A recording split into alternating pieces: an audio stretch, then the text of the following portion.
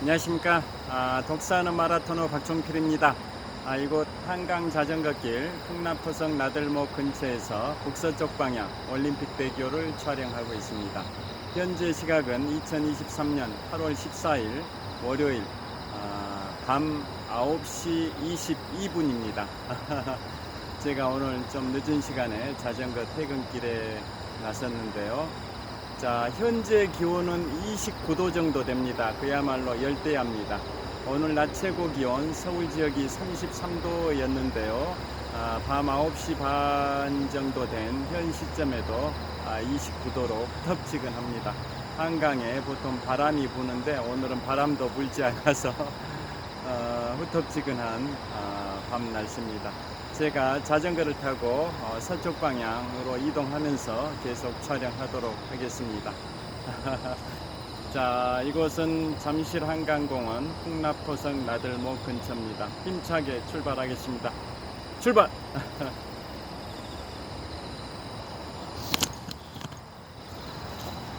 자, 한강 자전거길 쌩쌩 달리는 자전거들이 많습니다.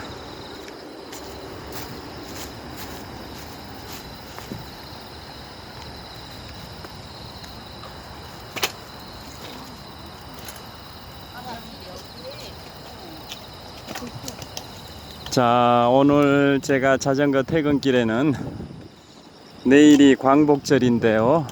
내일 개봉되는 영화 크리스토퍼 놀런 감독의 오펜하이머가 개봉이 된다고 최근 며칠 동안 계속 영상을 올리고 있습니다. 자, 원자폭탄을 개발한 암호명 맨해튼 프로젝트의 총괄 책임자였던 줄리어스 로버트 오펜하이머의 삶을 그린 영화가 오펜하이머인데요. 드디어 내일 광복절에 대한민국에서 개봉을 합니다. 유럽과 미국에서는 지난 7월 21일에 이미 개봉이 됐었고 북미 지역에서만 개봉 3주 동안 8천억 원의 수익을 창출한 오펜하이머 영화입니다. 자, 그 오펜하이머의 영광과 좌절의 일대기를 다룬 영화가 오펜하이머인데요. 오펜하이머 교수가 UC 버클리의 이론 물리학자 교수로서 21명의 노벨상 수상자를 포함해서 6천여 명의 과학자와 기술자들을 이끌어가면서 이른바 맨해튼 프로젝트 원자폭탄 개발 프로젝트를 진두지휘했었고요. 그래서 내일 개봉되는 영화 오펜하이머에서 오펜하이머 역할은 킬리언 머피라는 배우가 오펜하이머 역할을 하고, 또 그 당시에 원자폭탄 개발을 추진 당시에 미국 육군에서는 글로브스 장군이 총괄 지휘를 했었는데요. 그 글로브스 장군 역할은 그 유명한 영화배우 맷 데이먼이 글로브스 장군 역할을 합니다. 내일 개봉되는 영화 오펜하이머 정말 흥미진진할 걸로 기대되고요. 러닝타임이 180분 3시간짜리 장편 영화입니다. 크리스토퍼 놀런 감독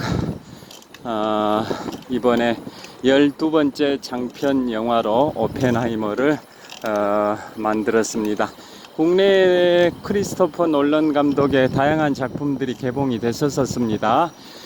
덩케르크, 배트맨 비긴즈, 인터스텔라, 인셉션, 많은 영화들이 히트를 쳤었습니다. 자, 그래서 오펜하이머 교수가 2차 세계대전 당시에 원자폭탄 개발에 성공을 했기 때문에 2차 세계대전의 종전을 앞당겼는데요. 1945년 7월 16일 미국의 뉴멕시코주 사막에서 인류 최초의 핵실험에 성공을 합니다. 그게 인류 최초의 플루토늄 원자폭탄의 실험에 성공한 게 1945년 7월 16일이고, 다음 달인 8월 6일에 일본 히로시마에 인류 최초의 우라늄 원자폭탄인 리틀보이를 투하했는데도 일본이 항복하지 않으니까 8월 9일에는 인류 최초의 플루토늄 원자폭탄인 펜맨을 나가사키에 투하했고, 그로부터 6일 후인 8월 15일에 일본이 항복을 하니까 우리 대한민국도 광복을 맞이했습니다. 자, 그래서 그 당시에 원자폭탄 개발을 추진할 당시에 대통령은 미국의 32대 대통령 프랭클린 루즈벨트 대통령인데요.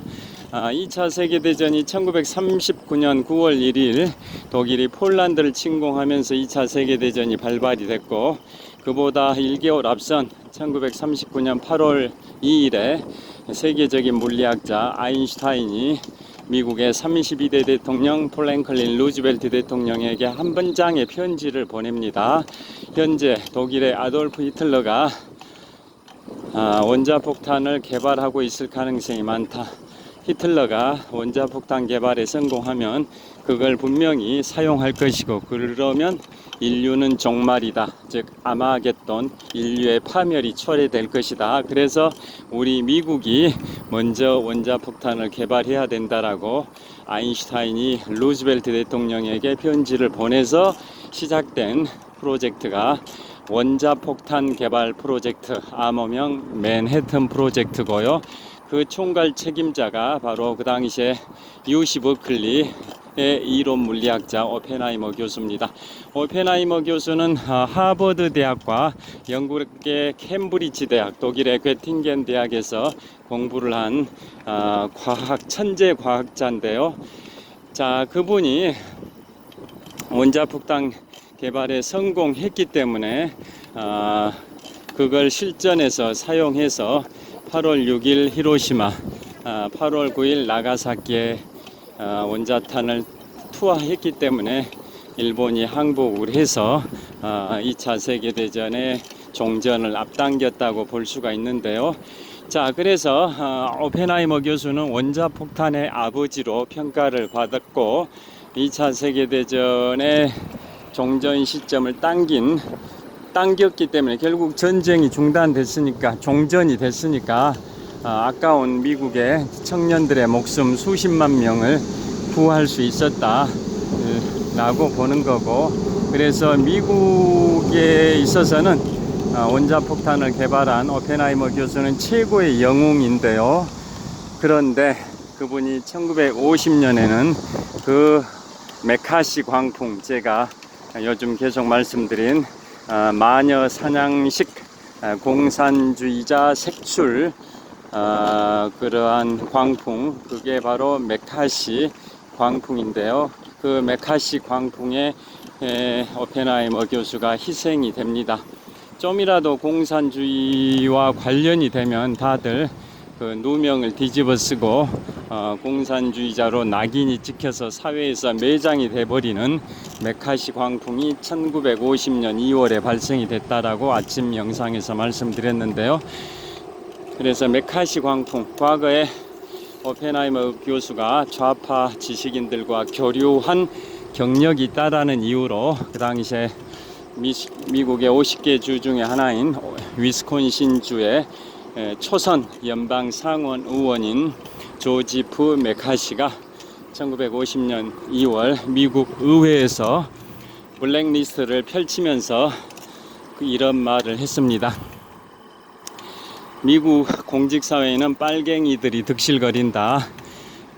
미국 국무부에도 206명의 공무원이 공산주의자와 관련이 된다라고 206명의 명단 블랙리스트를 국회에서, 의회에서 공개를 했었고, 또 원자폭탄을 개발한 오펜하이머 박사도 빨간 냄새가 난다, 공산주의자와 관련이 있다 라고 폭탄 발언을 했습니다. 그래서 마녀 사냥식으로 다들 메카시 광풍의 희생자가 됐는데요. 그 중에 대표적인 인물이 원자폭탄을 개발한 줄리어스 로버트 오펜하이머 박사입니다. 또 그리고 결정적으로 오펜하이머 교수가 모든 공직에서 물러나서 몰락의 길로 접어든 결정적인 이유는 수소폭탄 개발에 반대했기 때문입니다. 1945년 8월 6일 히로시마에 투하된 인류 최초의 우라늄 원자폭탄과 3일 후인 8월 9일 나가사키에 투하된 인류 최초의 플루토늄 원자폭탄으로 인해서 그 많은 인명피해가 발생이 돼서 오펜하이머 교수는 원자폭탄의 투하 후에 엄청난 죄책감과 신경쇠약증에 시달리는 그런 고통을 당하게 됐었고요. 그래서 원자폭탄보다 더 강력한 수소폭탄 개발은 반대를 했었던 겁니다.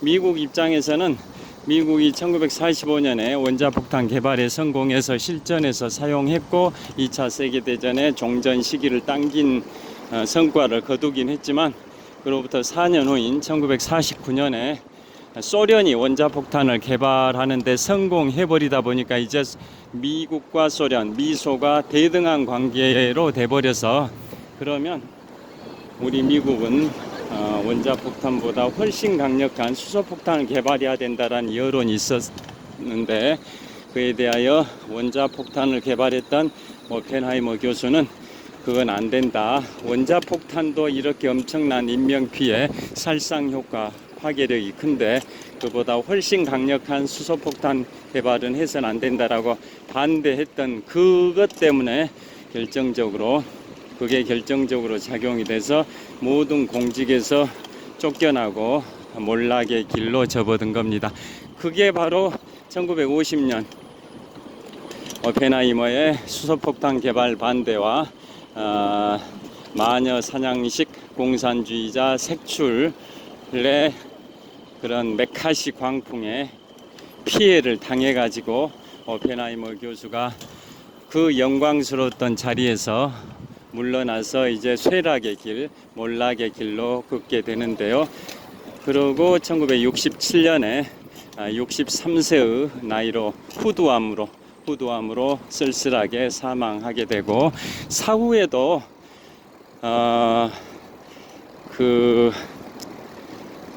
공산주의자였었다. 그 다음에 소련의 스파이였다라는 혐의가 벗어지진 않았었는데요. 그로부터 사후 55년이 지난 작년 12월, 즉 2022년 12월 달에서야 사후 55년 만에서야 미국의 에너지부 장관이 공식적으로 발표를 했습니다. 원자폭탄을 개발한 줄리어스 로버트 오펜하이머 박사는 소련의 스파이였다는 혐의를 완전히 벗었다. 오펜하이머 박사는 미국의 애국자였고 미국의 충성을 다했던 과학자였다. 모든 그 공산주의자 혐의, 소련의 스파이였다라는 혐의는 완전히 벗어났다라고 작년 12월, 2022년 12월에 미국의 에너지부 장관이 공식적으로 발표해서 오펜하이머 교수가 1967년 사망한 때로부터 무려 55년 만인 2022년 12월 작년 말에 명예를 회복했고 그로부터 8개월 만인 내일 광복절을 맞이해서 대한민국에서 오펜하이머의 영광과 좌절의 일대기를 다룬 영화 제목 오펜하이머가 내일 광복절에 개봉됩니다. 자, 그래서 저도 정말 기다려지는데요.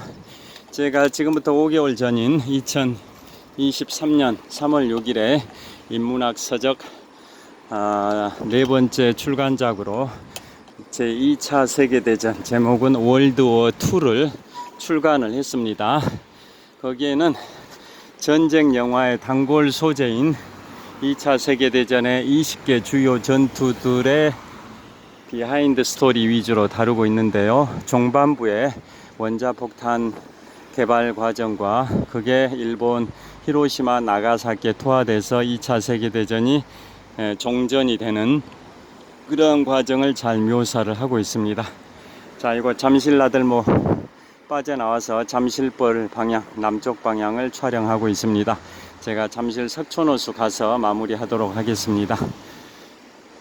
자, 그래서 오펜하이머 교수가 메카시 광풍 마녀 사냥식 공산주의자 색출 광풍이었던 메카시 광풍의 피해자였었고,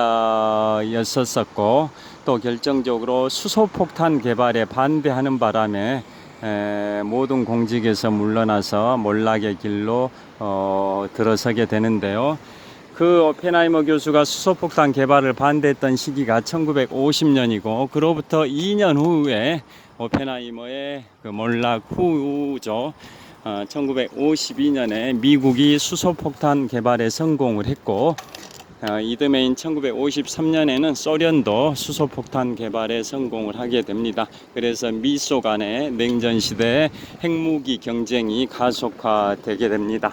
자, 그래서 핵무기 개발의 역사를 보면 인류 최초의 핵무기인 원자폭탄을 최초로 개발했던 때는 1945년에 미국이 최초로 개발했고, 그로부터 4년 후인 1949년에는 소련도 원자폭탄 개발에 성공했고요. 그로부터 또 3년 후인 1952년에는 오펜하이머 교수의 반대도 불구하고 1952년에 미국이 수소폭탄 개발에 성공하고, 이듬해인 1953년에는 소련도 수소폭탄 개발에 성공을 하게 됩니다. 자, 그런 식으로 미소 간의 핵무기 경쟁이 가속화된 그 상황에 그 중심에 그 당시의 대통령이 누구냐? 자, 제 33대 미국 대통령 해리 트루만입니다. 해리 트루만 대통령이 1945년 8월 6일과 8월 9일 일본의 히로시마 나가사키에 원자폭탄 투하 명령이라는 정말 어려운 결정을 내리게 된 거고요. 그 다음에 트루만 대통령 당시에 세계 어느 지역, 어느 국가든 간에 공산주의 세력에 맞서 싸우는 국가에게는 군사적, 경제적 지원을 다 하겠다라고 이른바 트루만 독트린을 발표했고, 재무장관 조지 마샬은 마샬 플랜을 발표해서 가난 속에서, 빈곤 속에서 공산주의가 싹튼다. 빈곤, 가난은 공산화의 지름길이다. 지금 2차 세계대전이 끝난 후 폐허가 된 서유럽은 가난과 빈곤 속에서 허덕이고 있기 때문에 공산주의가 싹틀 수 있는 그 토양이 마련되어 있다. 저대로 방치하면은 서유럽은 가난과 빈곤으로 인해서 공산화가 돼버릴 수도 있다. 이미 소련이 주도해서 동유럽은 이미 공산화가 된 상태다. 서유럽마저 공산화가 되면 그게 도미노 효과를 일으켜서 대서양 건너서 미국까지 공산주의의 물결이 파고가 넘쳐 들어올 수 있다. 그래서 서유럽을 가난과 빈곤 속에서 해방시켜줘야 된다. 그래서 마샬 플랜이 나왔습니다. 그래서 트루만 대통령 당시에 재무장관 조지 마샬이 이른바 마샬 플랜을 발표해가지고 서유럽에 1948년부터 51년까지 3년 동안 무려 130억 달러를 경제 원조를 해서 서유럽을 살려냈습니다. 그렇지 않았으면 동유럽처럼 공산화 됐을 수도 있지 않냐라는 그런 의견들이 있습니다. 자, 그리고 그 트루만 대통령, 갤러리아 팰리스 아파트 사거리에서 신호 대기하고 있습니다. 저를 잠깐 비춰드리겠습니다. 자, 동쪽 방향을 촬영하고 있습니다. 자, 동쪽 방향 전방 약 500m 지점에 롯데월드 타워가 보입니다. 123층, 555m 높이 기준 세계 5위 규모, OECD 국가 38개 회원국 중에서는 가장 높은 빌딩 롯데월드 타워가 동쪽 방향 전방 500m 지점에 자, 이곳에서 신호 대기를 하고 있습니다. 화이팅! 자, 계속 전방을 비추면서 촬영하겠습니다. 자, 그래서 그 트루만 대통령 당시에 미국이 1945년에 원자폭탄 개발에 성공하고, 또 1949년에는 소련이 원자폭탄 개발에 성공하고, 1952년에는 미국이 수소폭탄 개발에 성공하고 1953년 1월에 정권이 바뀌죠. 트루만 대통령이 물러나고 공화당의 드와이트 아이젠하워 제34대 미국 대통령이 취임한 게 1953년 1월이고요. 또 1953년 3월에는 소련의 독재자 이오시프 스탈린이 사망합니다. 1917년부터 1924년까지는 소련의 레닌이 지도자였고, 레닌 사망했던 1924년부터 1953년까지 약 30년 동안은 스탈린이 철권 통치를 하면서 2천만 명을 죽여버리는 그러한 그 살인마가 바로 이오시프 스탈린입니다. 1924년부터 1953년까지 약 30년 동안 소련을 통치하면서 약 2천만 명을 죽인 인물이 살인마가 바로 이오시프 스탈린이라고 평가가 되고 있는데요. 자, 그 이오시프 스탈린. 자, 횡단보도 건너도록 하겠습니다.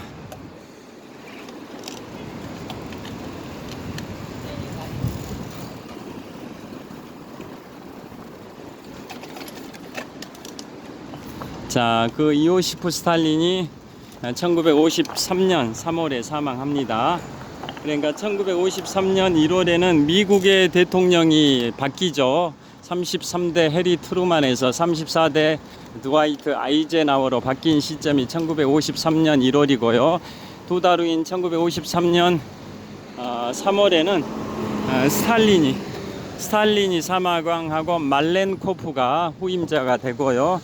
그래서 미국의 새로운 대통령 드와이트 아이젠하워는 소련의 새로운 공산당 서기장 말렌코프와 협의를 해서 한국전쟁, 6.25 한국전쟁의 정전에 합의를 하게 돼서 1953년 7월 27일에 6.25 한국전쟁이 정전이 됐고, 지난달이 6.25 한국전쟁 정전 70주년이었습니다. 정전 70주년.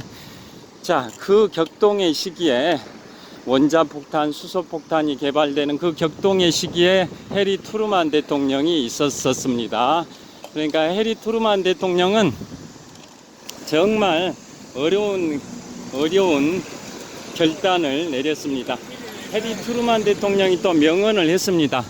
사람들은 누가 원자폭탄을 개발했냐에 관심이 있다기보다는 누가 원자폭탄 투하 명령을 내렸는지에 관심이 있다. 그러니까 원자폭탄을 개발한 사람은 오펜하이머 박사지만 원자폭탄 투하 명령은 트루만 대통령이 내렸기 때문에 그 원자폭탄 투하로 인해서 엄청난 살상이 인명피해가 발생된 것에 대해서 트루만 대통령도 어느 정도 마음속에서는 굉장히 고통스러운 그러한 상황이 전개됐을 걸로 보여지고요. 또 전 세계에서 원자폭탄 투하 이후에 해리 트루만 대통령의 그 결정에 대해서 좀만 기다렸으면 일본이 항복할 수 있었을 텐데, 그 시기를 잠깐 당기기 위해서 엄청난 살상력을 발휘하는 인명피해를 초래한 원자폭탄을 꼭 그 시점에 투하했었어야 되냐, 이런 비판들이 국제사회에서 계속 있어 왔었습니다. 자, 여기에서 한번 건너보도록 하겠습니다. 자, 파란불 거의 다 건넜습니다. 저쪽에 가서 마무리를 하도록 하겠습니다.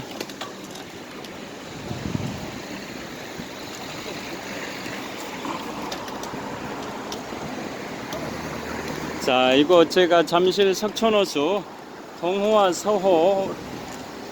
서호를 연결하는 굴다리 위로 이동을 하고 있고요. 그곳에서 클로징 멘트를 하려고 합니다. 자, 제가 지금 잠실 석촌호수 서호 북쪽의 보도를 달리고 있고요.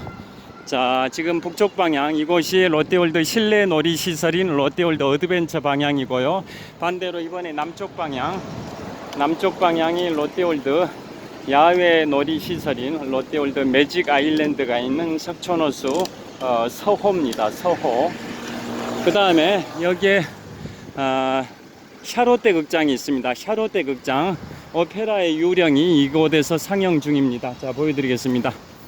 자, 이곳이 샤롯대 극장입니다. 샤롯대 시어터라고 되어 있습니다. 샤롯대 시어터, 오페라의 유령. 자, 샤롯대 시어터입니다. 자, 제가 현재 북쪽 방향 비추고 있는데요. 절 한번 보여드리겠습니다. 자, 샤롯대 시어터, 샤롯대 시어터를 촬영하고 있습니다. 샤롯대 극장입니다. 오페라의 유령이 공연되고 있는 샤롯대 시어터고요. 그 다음에 북동쪽 방향 롯데월드 타워도 보입니다. 자, 송파대로 바로 서쪽에 이 샤롯대 시어터가 있고, 송파대로 동쪽에 롯데월드 타워 123층 555m 높이의 롯데월드 타워가 있습니다. 자, 샤롯대 극장에서는 오페라의 유령이 공연되고 있습니다. 자, 참고로 샤롯대 관련해서 재밌는 얘기 하나 해드리겠습니다. 자, 지금 제가 비추고 있는 북동쪽 방향 저곳에 123층 555m 높이의 높이 기준 세계 5위 규모 OECD 국가 38개 회원국 중에서는 가장 높은 빌딩 롯데월드 타워의 하층부를 보여드리고 있는데요. 자, 저 롯데월드 타워 바로 동쪽에는 괴테광장이 있습니다. 괴테광장. 자, 괴테광장. 자, 롯데월드 타워 여기서 보여드리겠습니다. 자, 롯데월드 타워 보여드리겠습니다. 123층 555m 높이 기준 세계 5위 규모 OECD 국가 38개 회원국 중에서는 가장 높은 빌딩 롯데월드 타워를 보여드리고 있습니다. 자, 롯데월드 타워입니다. 123층 555m 높이 기준 세계 5위 규모 OECD 국가 38개 회원국 중에서는 가장 높은 빌딩 롯데월드 타워를 비추고 있는데요. 저 롯데월드 타워의 바로 동쪽에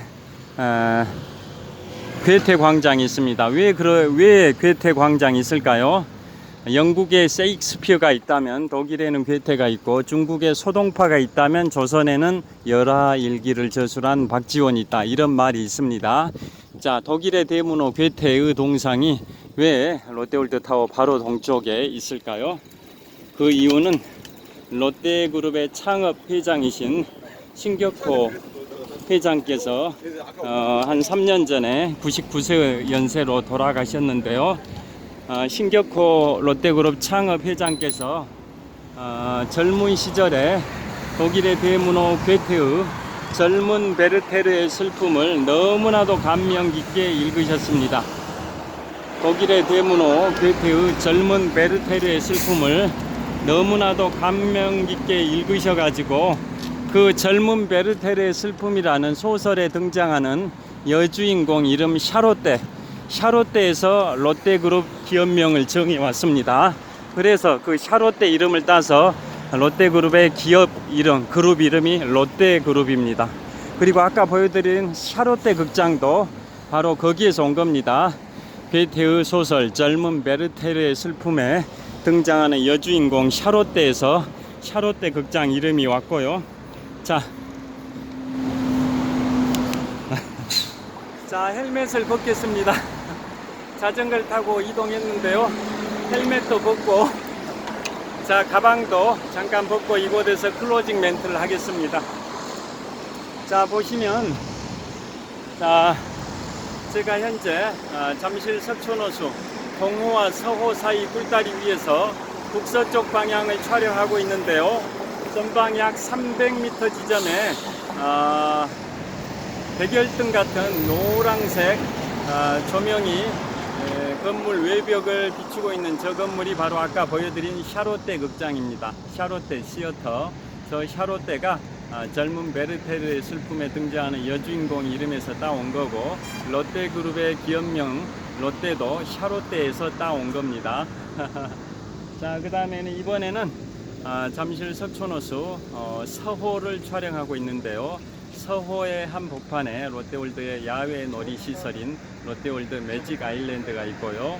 다시 북서쪽 방향 저 샤롯대 극장 바로 서쪽으로 불이 꺼져 있는 건물이 있는데요. 저 건물이 롯데월드의 실내 놀이 시설인 롯데월드 어드벤처 건물입니다.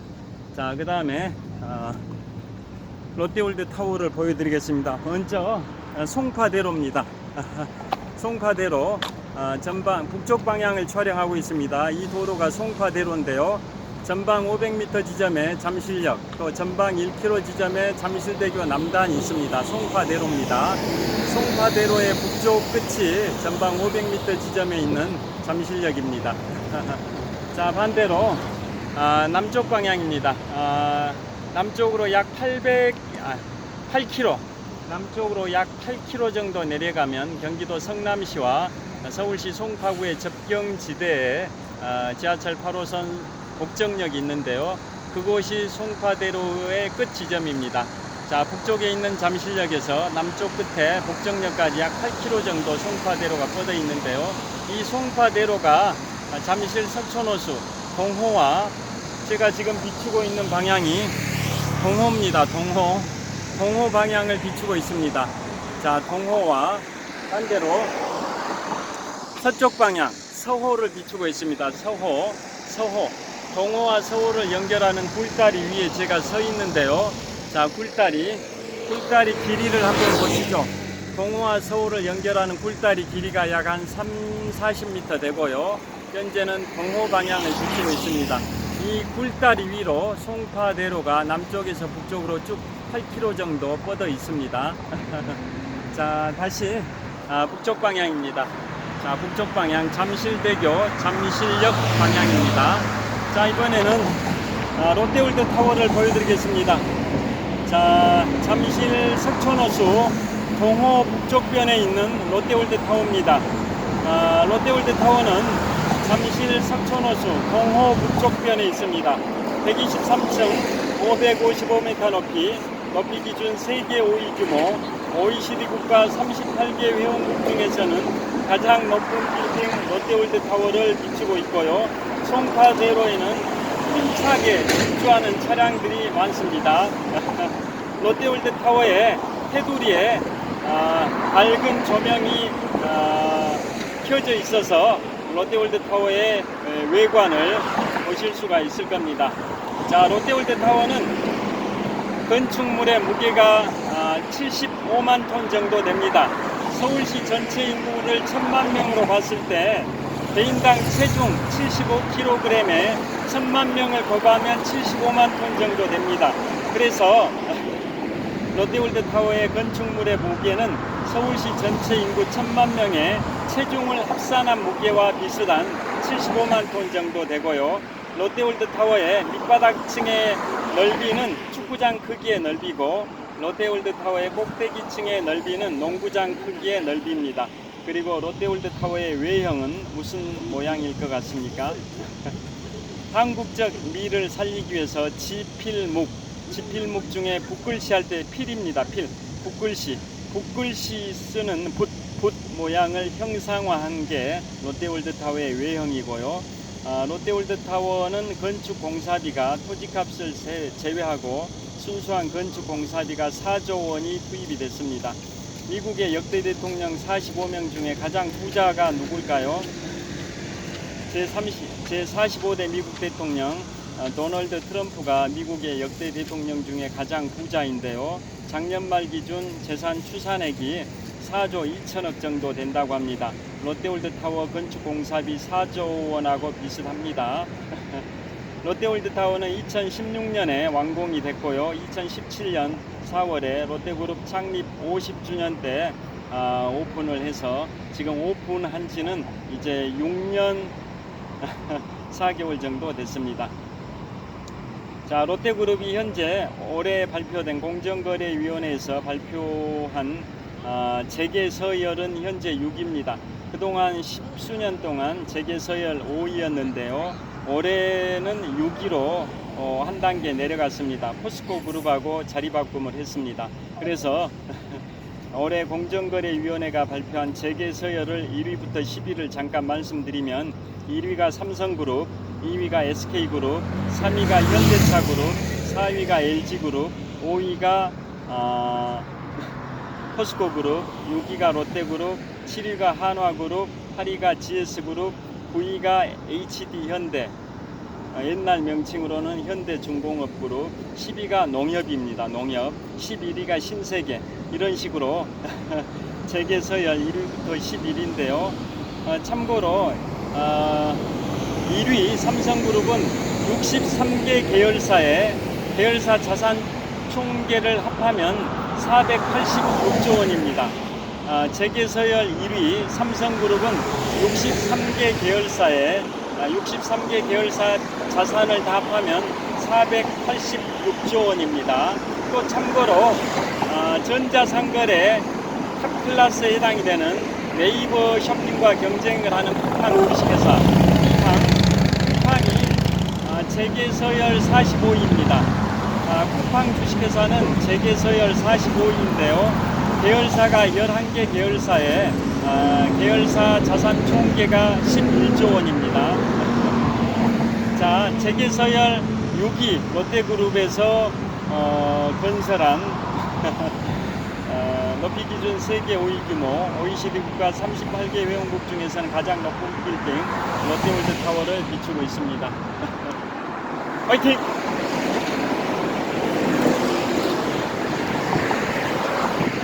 자, 다시 잠실 석촌호수 서호 방향으로 와서 마무리하겠습니다. 자, 지금 서호의 북쪽 조깅로를 비추고 있는데요. 산책하는 분들, 달리기 하는 분들이 꽤 많습니다. 자, 이곳은 잠실 석촌호수 서호 북쪽 조깅로입니다. 그 다음에 이번에는 반대로 잠실 석촌호수 남쪽 조깅로, 석촌호수 서호의 남쪽 조깅로를 비추고 있습니다.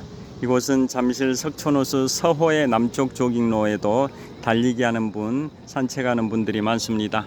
자, 지금은 서쪽 방향 서호의 한복판에 롯데월드의 야외 놀이 시설인 롯데월드 매직 아일랜드가 있고요. 그 너머로 레이크 팰리스 아파트가 보입니다. 자, 이제 마무리하도록 하겠습니다. 그래서 내일 드디어 크리스토퍼 놀런 감독의 12번째 장편 영화 오펜하이머가 개봉이 됩니다. 원자폭탄을 개발해서 2차 세계대전의 종전 시기를 앞당김으로써 미국의 젊은 청년들의 목숨 수십만 명을 구하게 된 미국의 최고의 영웅 오펜하이머가 그 영광도 잠시뿐 그 원자폭탄 개발 연도로부터 5년이 지난 1950년에 그 마녀 사냥식 공산주의자 색출 그 광풍에 휩쓸려서, 즉 메카시 광풍에 피해를 당해 가지고 또 거기에다 결정적으로 수소폭탄 개발에 반대를 해서 모든 공직에서 물러나서 쇠락의 길, 몰락의 길로 걷게 되는데요. 그리고 1967년에는 후두암으로 63세의 나이로 쓸쓸하게 사망을 했고, 사후 55년 동안이나 공산주의자로서 소련의 스파이였다라는 혐의가 계속 유지됐었는데요. 그 사후 55년 만인 작년 12월, 2022년 12월에 미국의 에너지부 장관이 공식적으로 발표를 했습니다. 원자폭탄을 개발한 오펜하이머 박사는 소련의 스파이였다라는 혐의에서 벗어났다. 소련의 스파이가 아닌 걸로 확인이 됐다. 오펜하이머 박사는 미국의 정말 애국자이자 미국의 충성을 다한 천재 과학자였다라고 작년 12월, 2022년 12월에 미국의 에너지부 장관이 공식적으로 발표했습니다. 자, 그 오펜하이머 교수의 영광과 좌절의 일대기를 다룬 영화 크리스토퍼 놀런 감독의 12번째 장편 영화가 드디어 내일 8월 15일 광복절에 대한민국에서 개봉을 합니다. 자, 오펜하이머 역할은 킬리언 머피라는 배우가 역할을 하고요. 또 미국 그 당시에 육군에서 원자폭탄 개발 프로젝트, 맨해튼 프로젝트를 총괄 지휘했던 육군에서 총괄 지휘했던 인물은 그 당시에 글로브스 장군인데요. 글로브스 장군 역할은 그 유명한 영화배우 맷 데이먼이 역할을 합니다. 자, 세계적인 영화의 거장 크리스토퍼 놀런 감독의 영화 제목 오펜하이머, 내일 대망의 개봉을 앞두고 있습니다. 그래서 오늘은 그 오펜하이머 박사의 일생에 관한 영화 오펜하이머에 관하여 말씀을 드렸고요. 자, 그 영화의 원작은 2006년에 발표된 아메리칸 프로메테우스라는 그 원작에서 왔습니다. 그리스 신화의 프로메테우스, 불의 신이라고 알고 계실 텐데요. 올림푸스의 제우스 신으로부터 불을 몰래 훔쳐와 가지고 인간에게 전달해 준 그 대가로 독수리한테 매일 간이 쪼이게 만드는, 독수리가 간을 쪼아먹게 만드는 그러한 형벌을 받았던 그 신이 바로 불의 신 프로메테우스 신인데요. 자, 그래서 그 내일 개봉될 영화 오펜하이머의 원작은 2006년도에 발표된 그 원작 아메리칸 프로메테우스입니다. 왜 그 제목이 그렇게 정해졌을까요? 결국은 인류에게 불을 전달한 인물이 프로메테우스이듯이 인류에 가공할 만한, 인류에게 상상할 수 없는 가공할 엄청난 파괴력을 가져다 준 그 원자 폭탄이라는 게 과거 원시 시대로 비유하면 하나의 불인 거죠. 불. 그 불이 이제 현대에 와서는 엄청난 폭발력, 파괴력을 가진 원자 폭탄으로 이제 변형이 됐다고 볼 수 있는데요. 그래서 미국에게 그 인류 역사 이래 최대의 폭발력, 파괴력을 가진 원자 폭탄을 가져다 준 거죠.